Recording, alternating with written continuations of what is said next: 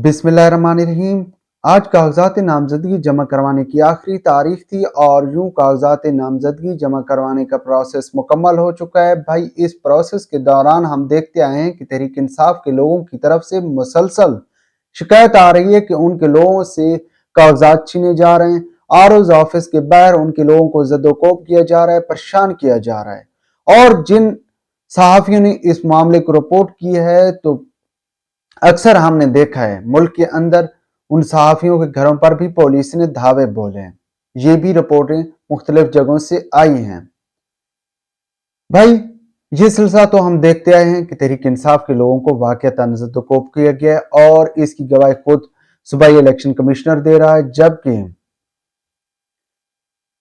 Lahore commissioner जो deputy commissioner है या आरओज वो भी अपना मरासला जारी करते हैं, जिसमें इस मामले को उठाते हैं कि जो लोग तहरीक इंसाफ से मुंसलिक हैं उनके लिए परेशानी पैदा की जा रही है।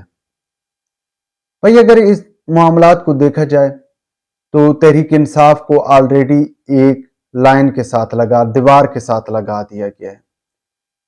तहरीक इंसाफ का बानी चेयरमैन जेल के अंदर बंद है, मुख्तलिफ मुकदमात के ट्रायल उस पर जारी हैं, जबकि तहरीक इंसाफ से इंतखाबी निशान बल्ला भी छीन लिया गया। मकसद क्या है कि तहरीक इंसाफ को ख़त्म करना है, या आप दूसरे लफ्ज़ों में ये कह लें कि तहरीक इंसाफ का खौफ है जिसकी वजह से उनसे इंतखाबी निशान बल्ला भी छीन लिया गया है। और जो सूरत हाल हमने इलेक्शन कमीशन की तरफ से देखी है या इंतखाबी अमल का स्टार्ट यानी कि कागजात नामजदगी का दौरान हमने देखा कि तहरीक इंसाफ के लोगों के साथ एक हद तक अमेज रवैया रखा गया। ये तो भाई लेवल प्लेइंग फील्ड ना हो, ये तो इंतखाबात को अव्वल रोज से ही मुतनाज़ा बनाने की कोशिश की जा रही है। और भाई ये मामला इस कदर गंभीर हुआ कि हमने देखा है कि लोग जो है वो प्रोपेगेंडा ट्रेंड भी चला रहे हैं, जैसे कि अब बिलाल विर्क का एक प्रोपेगेंडा किया जा रहा है जिसमें वो जख्मी दिखाई दिए हैं कि उन पर तशद्दुद हुआ है। हालांकि उनकी मिसेस की तरफ से आयशा मंजूर भट्टी की तरफ से बयान आया है कि ये उनकी एक एक्सीडेंट की तस्वीर है।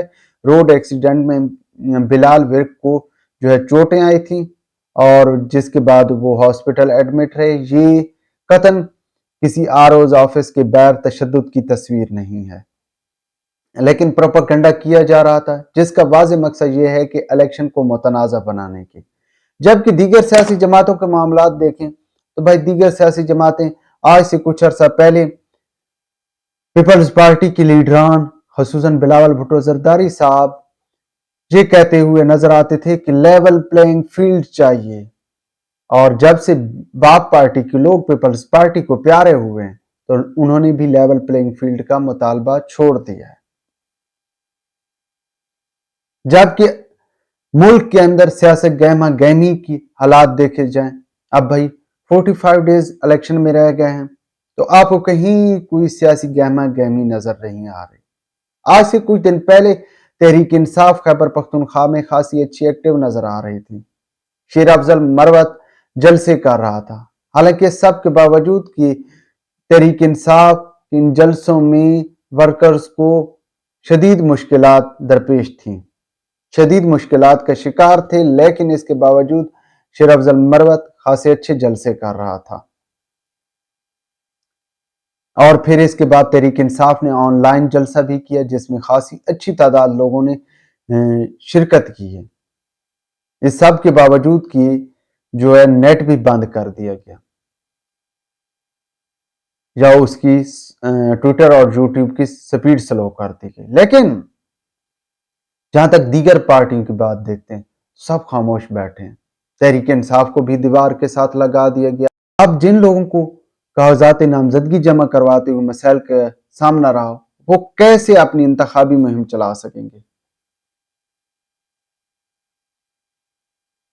और दीगर सियासी जमातें वैसे खामोश हैं।